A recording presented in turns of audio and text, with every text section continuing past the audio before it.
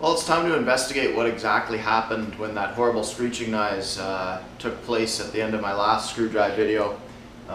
So it's something with this left pod. After I stopped, the pod actually locked up fully. So it turns here and it turns up through the chains, but something inside on the transmission side here has once again gone bad.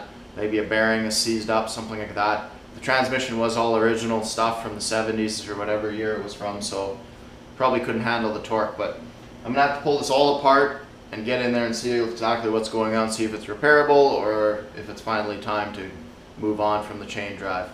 First things first, I'm gonna have to take the pod off and get access to the underside of the transmission.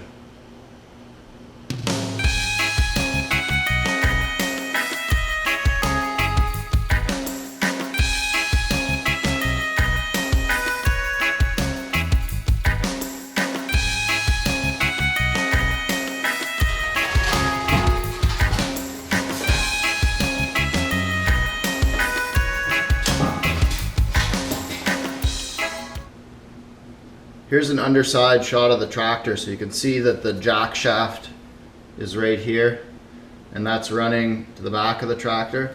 And here's the chain that drives off the original differential here. So something inside here is seized up.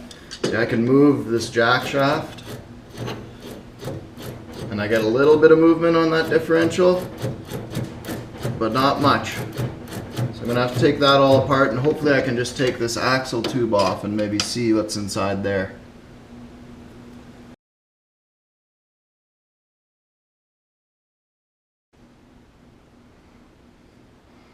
Alright, so I'm getting deeper in there now. I've got the chain off to the jack shaft, and I've got the sprocket off of the original axle. You can see how the transmission's mounted sideways here. So this shaft here is actually completely seized. You can't turn it at all.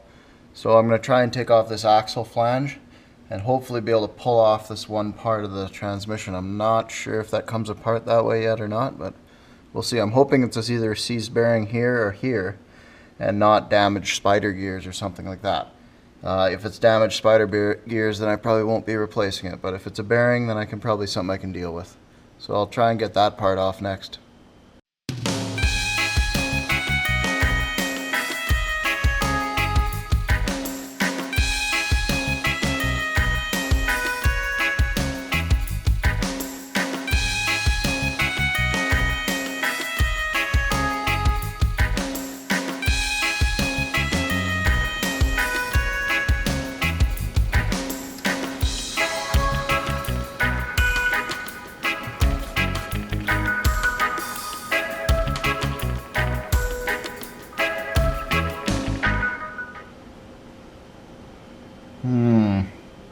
Something's definitely not right there.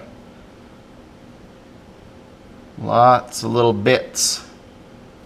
So what is this?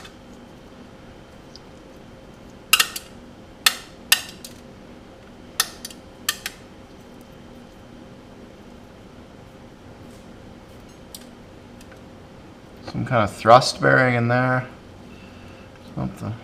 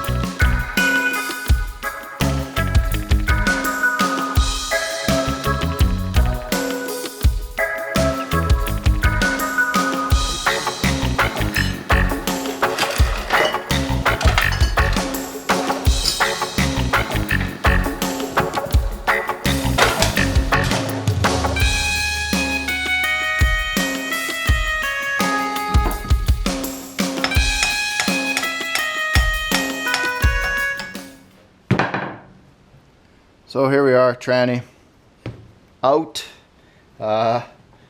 First time this thing broke, this is what happened. The tube snapped right off and I tried to popcorn it back together here, but this actually broke again. But it was supporting itself because I had a secondary support bearing. But this time, the issue is on this side where it's all mulching up. So what I'm going to do, I'm going to split the cases here and I'm going to see what exactly has taken place.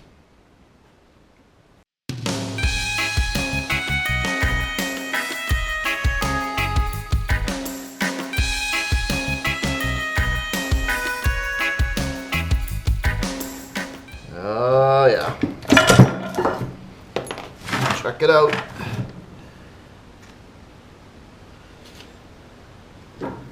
So,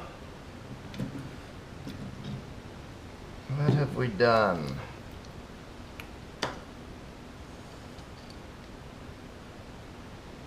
Here we go. So it broke the support blocks for the spider gears. So these would be on either side of the spiders. So when they're being forced out, they're actually riding on that support block. So basically, when I'm turning this machine, I'm holding one spider and applying torque to the other, and that's forcing them apart. So basically it couldn't handle it, and it blew up the inside. And it also, from the shrapnel on this side,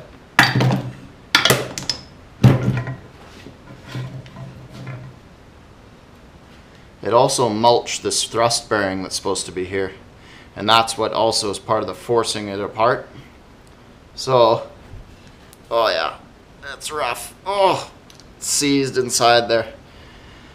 Basically, that's the end of this transmission. I think this chain drive system is over.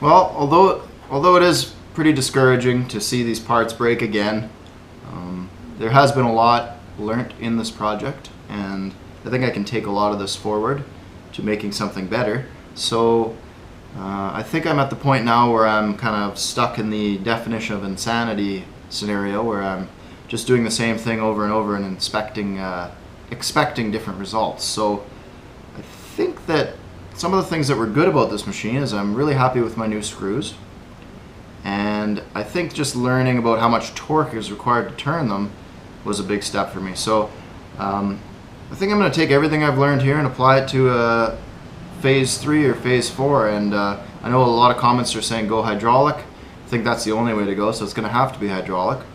A lot of people are saying I should have suspension. I agree. There has to be some flex in the screws. They have to be able to move independently up and down, but they have to stay rigid side to side. And I think it needs to be way lighter. I think this tractor is so heavy that it puts so much stress on everything that really I was doomed to fail. So I think it's time to start again, start something new, start something light, something that hopefully is amphibious, and something that's going to last. So thanks for watching, and it's time for phase 3, I guess, or phase 4, 5, I don't know what phase I'm at, but anyways, thanks for watching.